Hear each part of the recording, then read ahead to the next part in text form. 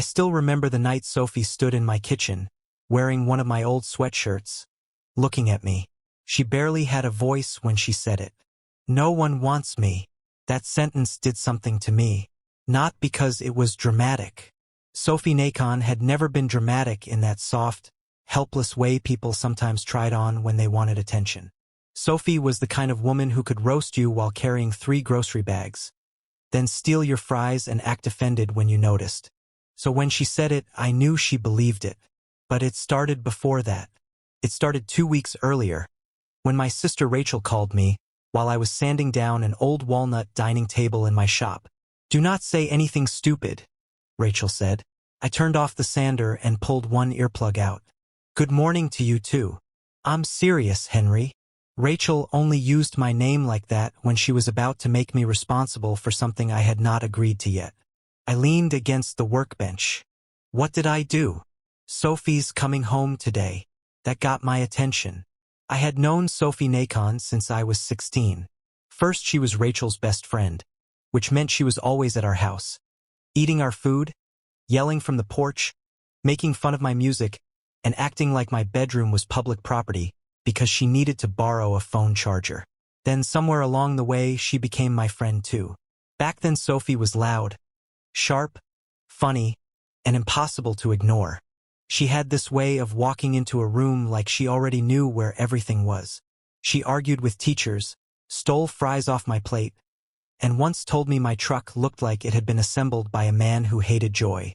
Then she moved to Charlotte, got some big job, got engaged to a guy named Jeffrey, and became the kind of person people talked about with words like successful and settled. I had not seen her much after that. Holidays sometimes. Rachel's birthday once. A few quick visits where she looked polished and busy and like she belonged somewhere faster than Asheville. Rachel got quiet on the phone. "She's not really okay," she said. "She had surgery, the serious kind, and Jeffrey's gone." I stared at the table in front of me. There was a crack running through one corner, thin but deep. Gone how? Gone as in no wedding, no engagement, no him. I did not know what to say, which was usually better than saying the wrong thing. Rachel filled the silence. She doesn't want everyone asking questions. She doesn't want people staring. Mom already cried at the grocery store, so we're all pretending that did not happen. "Rachel." "What?" "I'm not going to corner her in the driveway and ask for a full report." "I know. I'm just warning you because your face sometimes says things your mouth is smart enough not to." That was fair. I saw Sophie that afternoon outside her mother's house, standing beside a stack of moving boxes like she was trying to intimidate them into carrying themselves. Her hair was shorter. Not bad, just different. Her clothes were loose, a faded gray sweatshirt and black leggings, and she had one hand pressed against her side like she had forgotten she was doing it. When she saw my truck pull up, she smiled. It was Sophie's smile, but not quite. Careful around the edges. Like she had practiced it in the mirror and decided this version would get fewer questions. "Well," she called. "If it isn't Summers and his emotional support pickup." I shut the door and looked at the boxes. "You need help, or are you supervising them into the house?" I was waiting for a man with broad shoulders and limited opinions. "You called Rachel? She sent you." Same thing. For a second, there she was. The old Sophie, quick as ever, standing in the driveway like nothing in the world had touched her. Then a car passed too slowly, and her shoulders tightened. She turned her face away from the street. I pretended not to notice. That became the rule between us pretty fast. I noticed things, and I pretended not to until she wanted me to. I carried boxes into her mother's front room while Sophie stood near the doorway and gave orders. "Not that one there. You said beside the lamp." "I meant the other beside. There are only 2 sides, sophomore, and somehow you picked the wrong one. Amazing." I looked over my shoulder. "You know, most people say thank you. Most people don't own 3 flannel shirts in May." I laughed before I could stop myself. She looked pleased about that. Not in a big way, just a tiny flash, like she had found a switch that still worked. Later, I helped move a small dresser upstairs. She tried to lift one end, and I gave her a look. She froze. So did I. I had not meant anything by it. Not really. But her face changed, like she had been caught being weak. I can carry a drawer, she said. I know. Then why are you looking at me like that? I set the dresser down carefully.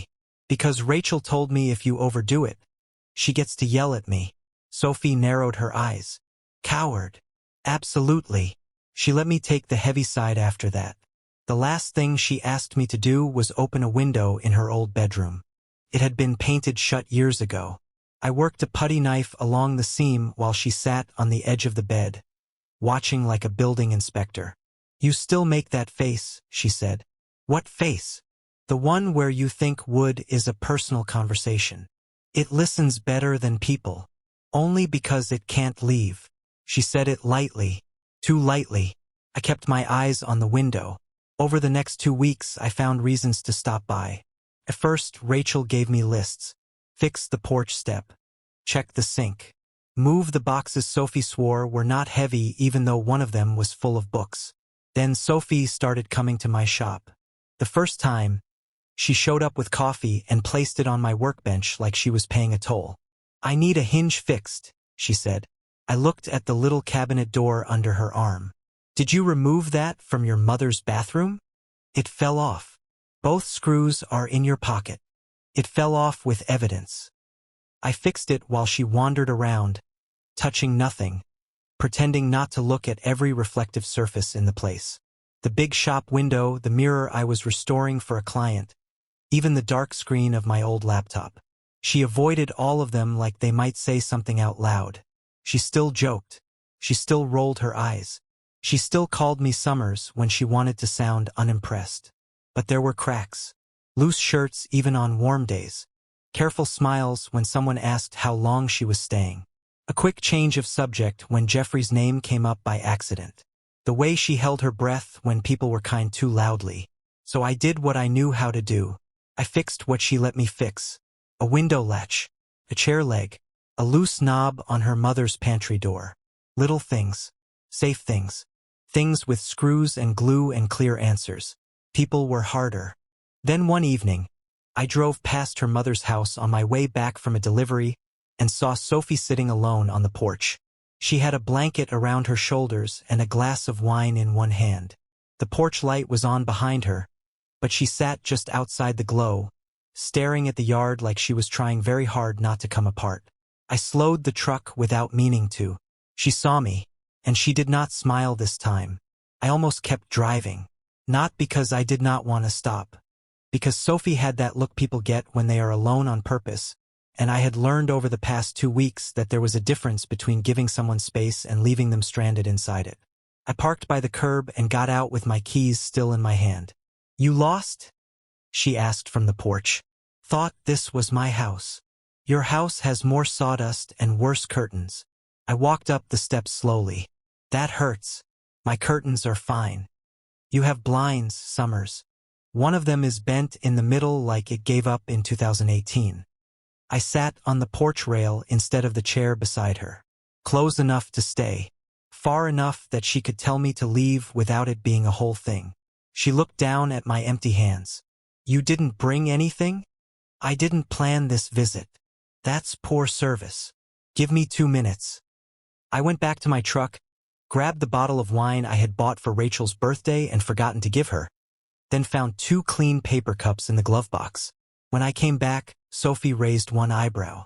Very classy. I run a full-service emotional support pickup. That got a small breath out of her. Not a laugh, but close. I poured wine into the cups and handed one over. She held it with both hands, blanket pulled tight around her shoulders. The air had that soft Asheville evening feel, warm but cooling fast, with crickets starting up in the yard and someone's dog barking 3 houses down. For a few minutes, we said nothing. That was something I liked about Sophie even now. She could talk a man into a corner in 30 seconds, but she also knew how to sit in quiet when she trusted the person beside her. Finally, she said, Can I ask you something? Yeah. You have to promise not to answer like someone trying to be kind. I looked at her. That's a hard promise. No, it isn't. You're naturally rude. Fair. She turned the paper cup in her hands. Her nails were short, no polish, and one thumbnail had a tiny chip at the corner. She stared at it like the answer might be there. "When you look at me now," she said, "what do you see?" I did not answer right away. It would have been easy to say, "You look good," or "You look like you." Something quick and harmless. Something that sounded nice and meant almost nothing. But Sophie had not asked a harmless question. She was not asking about her hair. She was not asking if she looked tired, even though she did. She was asking whether everything that had happened to her had moved to the front of her, like a name tag she could not take off. I took a breath. "I see, Sophie," I said. Her mouth twitched. That is exactly the kind of answer people give when they are trying to be kind. "I'm not done." She went still. "I see the woman who came back after the worst year of her life and still had enough energy to insult my toolbox. Your toolbox deserves it.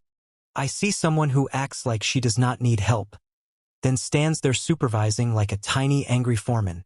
I am not tiny. You are when you're bossing around a dresser." She looked at me for a second, and the old spark showed up in her eyes. Then it faded again. I kept my voice even. "I see that you're tired. I see that you're hurt. I see that you're different from the girl who used to steal fries off my plate and tell Rachel my hair looked stupid. It did look stupid. I know." I looked out at the yard, then back at her. "But I don't see damage first." Her face changed. It was not dramatic. She did not burst into tears or turn away like someone in a movie. She just blinked once, then looked down so fast I knew I had hit the place she was trying to protect. After a while, she said, "Jeffrey did." I had heard his name only a handful of times since she came home. Always by accident. Always followed by a quick subject change. Like someone had touched a bruise through fabric. I kept still. "At first he was perfect," she said. "Really. Flowers. Appointments. The right sentences. He knew how to sound supportive in front of other people. He'd hold my hand when nurses were around. He'd tell my mom I was strong. He'd kiss my forehead like he was in some commercial for being a good man." Her voice stayed calm, but her hand tightened around the cup. Then recovery got ugly. Not movie ugly. Real ugly. I was sore and tired and mad. Couldn't sleep right. I didn't want visitors. I didn't want him hovering. But I hated when he left.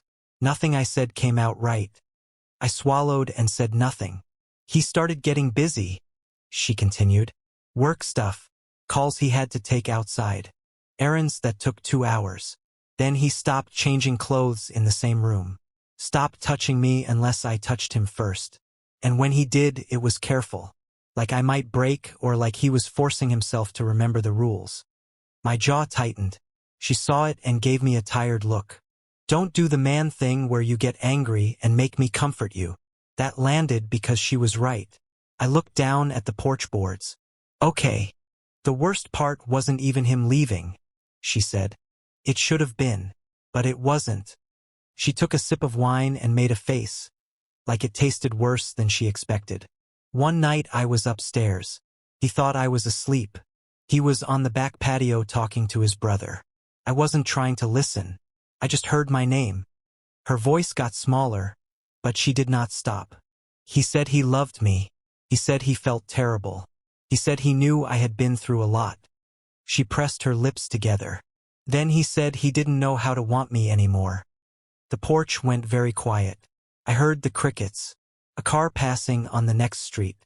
The soft tap of Sophie's cup against her knee because her hand had started to shake. There are things you want to say in moments like that. Big things. Sharp things. Things that make you feel useful because rage is easier than helplessness. But Sophie did not need me to perform outrage. She had already lived the damage. She did not need my noise on top of it. So I said, "That's on him." She laughed once, but there was nothing funny in it. "Maybe. Not maybe. Henry. I mean it." She finally looked at me. Her eyes were wet, but she looked more angry than sad. Accuracy doesn't erase what it does to you when the man who promised forever starts looking at you like you're an obligation. I had no answer for that, because she was right. I could tell her Jeffrey was weak. I could tell her he was selfish. I could tell her he did not deserve to take up space in her head. All of that might have been true, but none of it would pull that sentence out of her. I set my cup down. "I'm not Jeffrey," I said. "I know," she whispered. "That's the problem." The air shifted between us. She looked away first, toward the street, but I had already seen it. The fear. The wanting comfort and hating herself for wanting it from me. The part of her that did not trust kindness because kindness could leave, and sometimes it took your whole future with it. I stood up. She stiffened. "Where are you going?" "To my house." Her face shut down so fast it hurt to see. I added, "With you if you want. You're cold and you haven't eaten." "I had crackers." "That is not dinner. You always feed people when you're scared?" "Mostly grilled cheese." She stared at me for a second, then shook her head. "You are such an emotionally limited man." "Probably, but I own real plates." 10 minutes later, she was sitting at my kitchen counter with the blanket still around her shoulders, watching me burn the first grilled cheese because I was paying too much attention to whether she was okay. "You know," she said, "for a man whose whole personality is fixing things, you're bad at bread. It's rustic. It's black. It's Asheville. People pay extra for that." This time she laughed for real, quiet but real, and something in my chest eased. I made another sandwich. The kitchen was low-lit, warm from the stove, with the radio playing some old station I never changed. She sat barefoot on the stool, her wine untouched beside her. And for a few minutes she looked less like someone holding herself together and more like a woman who had found a place to breathe. I put the plate in front of her. She took one bite, chewed, and pointed at it. "Fine. This is decent. High praise. Don't get used to it." She ate half the sandwich before her shoulders started to tighten again. I saw it happen. The joke faded. Her eyes moved to the dark kitchen window, caught her reflection, then dropped fast. I turned slightly, giving her an easy way out of whatever had just risen inside her. But she did not take it. Instead, she wiped her fingers on a napkin, sat very still and said, "Can I show you something?" I turned off the faucet without meaning to. The whole kitchen seemed to go quiet at once. The radio was still playing low by the window, and the pan was still warm on the stove, but all I could really hear was Sophie breathing through her nose like she was trying to keep it steady. I put the sponge down and turned around. "You don't have to show me anything," I said. "I know."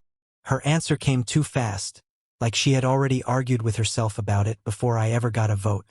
She sat at the counter with the plate in front of her, half a sandwich left, one bare foot hooked around the stool leg. My sweatshirt sleeves hung past her wrists. The blanket had slipped off one shoulder, and she pulled it back up, not because she was cold, because she needed something to hold. "That's why I'm asking you," she said. I stayed where I was, near the sink. "Sophie, don't say my name like that." "Like what?" "Like you're trying to give me a ramp to back out." "I am giving you a ramp to back out." She looked at me then, and there was a flash of the old Sophie in her face. Annoyed, proud, almost smiling, but not quite. "I know where the exit is, Summers." I nodded once. "Okay." She slid off the stool. That was the moment I understood she was scared in a way I had never seen from her before. Not nervous, not embarrassed, scared. Sophie, who used to sing badly in my truck with the windows down just to make me suffer. Sophie, who had once walked into my parents' house after a school dance wearing one broken heel and announced that men were a public safety issue. Now she stood in my kitchen under the soft yellow light, pale and steady, one hand gripping the edge of my sweatshirt. I looked at her face and kept looking there. She took one breath, then another. "Jeffrey saw me after. Once. I did not move. He said it was okay," she whispered. "He said all the right things. Then he stopped looking at me when I changed, like he thought I wouldn't notice." I felt something hot move through my chest, but I kept it down. It would not help her if I made my anger the loudest thing in the room. Sophie's hand shook when she lifted the hem just enough to show me what she had been afraid of. I will not dress that moment up. I will not pretend I was smooth enough to know exactly what to do. I was a man standing in his own kitchen, being trusted with the part of someone's life they had hidden from almost everyone. So I looked, not for long, Not like I was studying her. Not like I was trying to prove some point by staring. I looked enough to understand the trust she was giving me, and then I looked back at her face. Her eyes were fixed on mine like she was waiting for a door to close. I saw her swallow. Then she whispered, "No one wants me." Write in the comments, was Sophie wrong to believe Jeffrey's rejection defined her? Or is that kind of wound, almost impossible not to carry after someone you loved made you feel unwanted? I did not answer right away. That mattered. I knew it mattered even while every part of me wanted to rush in and throw words over the sentence like a tarp. No, not true. Don't say that. But quick comfort can feel like panic with better manners. So I took one slow step closer. She did not back away. I took another, then stopped where she still had room. "I do," I said. Her face went still. I said it again, quieter. "I do." She looked at me like she had not understood English for a second. "Henry, I'm not saying it because I feel bad for you." Her mouth tightened. "I'm not saying it because Jeffrey hurt you. I'm not saying it because I want to be some good man in the story and clap for myself later." She let the sweatshirt fall back into place, but her hands stayed there, pressed flat against her stomach. "I want you," I said. "The real you, tired you, angry you, the version who ate half my grilled cheese and still called it decent like she was doing me a favor. The version who came into my shop and insulted a toolbox that has done nothing to her." A tear slipped down her cheek, and she wiped it away fast, almost irritated. "You haven't seen all of it," she said. "I don't need an inventory to know who I'm talking to. That's not fair." "No, what happened to you wasn't fair. What Jeffrey said wasn't fair. You standing here thinking his fear gets to become the final word on your body. That is not fair." Her face folded for half a second, then she fought it back. I kept my voice low. "What you went through changed things. I'm not going to stand here and act like it didn't. But your body is not a warning label. It is not proof that you are less wanted. And it does not make you less of a woman." She made a small sound and covered her mouth. I wanted to reach for her. I did not. Instead, I held out my hand, palm up, like a question. For a second, she only stared at it. Then she took it. Her fingers were cold. She gripped me hard, like she was mad at herself for needing anything at all. I pulled her just a little closer, slow enough that she could stop me. "We can make this a new memory," I said. Her eyes lifted to mine. "You showed me what you were terrified to show," I said. "And I'm still here." That broke her. Not loudly. Sophie did not collapse or make a scene. She just stepped into me first, pressing her forehead against my chest. And then the tears came.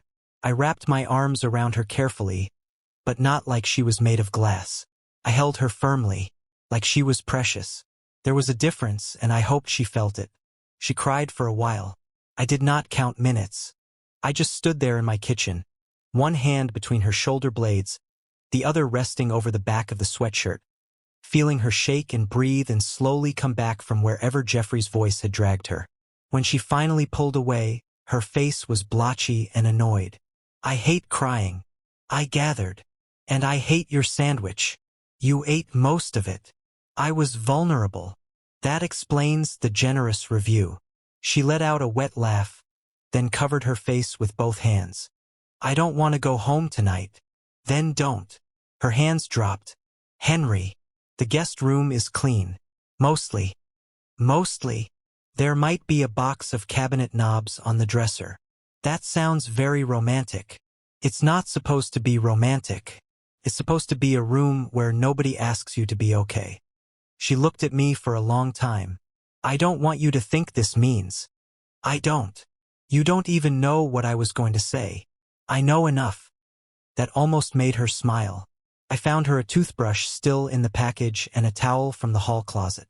She slept in the guest room with the door half open, like she wanted privacy but not distance. I stayed in the living room on the couch, under an old quilt my mother had made, staring at the ceiling long after the house went quiet. Because once you tell a woman "I do" in the middle of her worst fear, you cannot pretend it was only comfort. Not if it is true. The next morning, I woke up with my neck bent wrong on the couch and one foot hanging off the end. For a few seconds, I forgot why I was there. Then I heard a cabinet open in the kitchen. I sat up too fast and nearly kicked the coffee table. Sophie was standing by the stove in one of my old sweatshirts, her hair messy, her face bare, holding a carton of eggs like it had personally offended her. "You own 6 kinds of screws," she said, "and no decent breakfast food." I rubbed my face. "Good morning. Don't change the subject. There's bread. You fed me grilled cheese last night. I'm not letting bread become your entire personality." I stood and stretched carefully. "You want eggs. I want edible eggs. Different question." I looked at the pan already sitting out. "You doubt me? I have seen your bread work." The normal sound of her voice almost knocked me over. Not because everything was fixed. It wasn't. Her eyes were still puffy. She still held the sweatshirt sleeves over her hands. But she was standing in my kitchen making fun of me, and after the night before, that felt like the first decent board after a bad split. I made eggs. They were not great.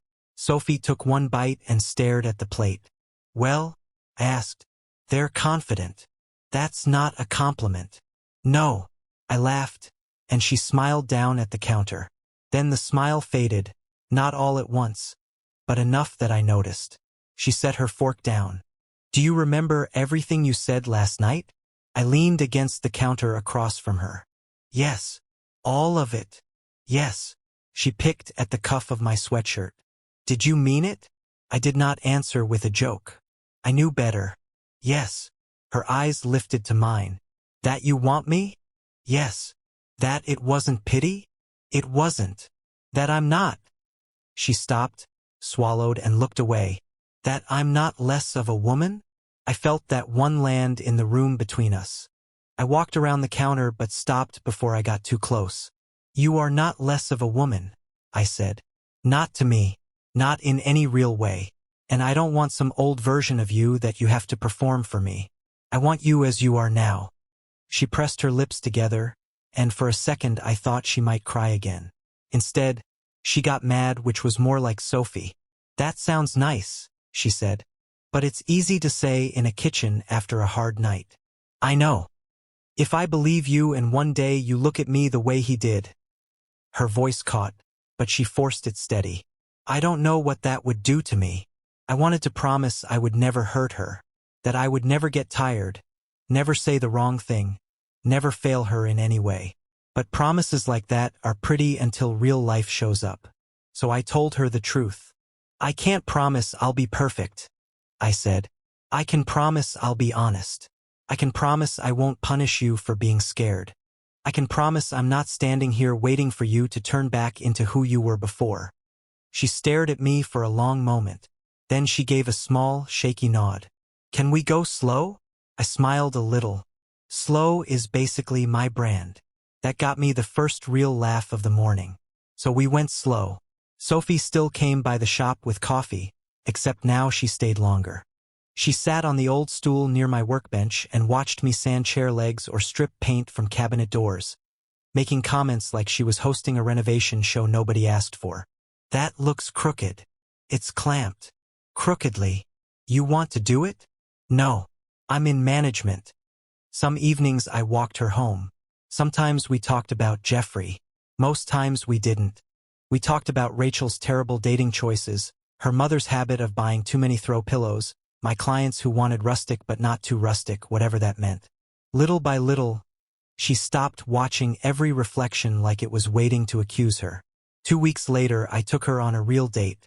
I showed up with flowers because Rachel had threatened me with personal injury if I didn't.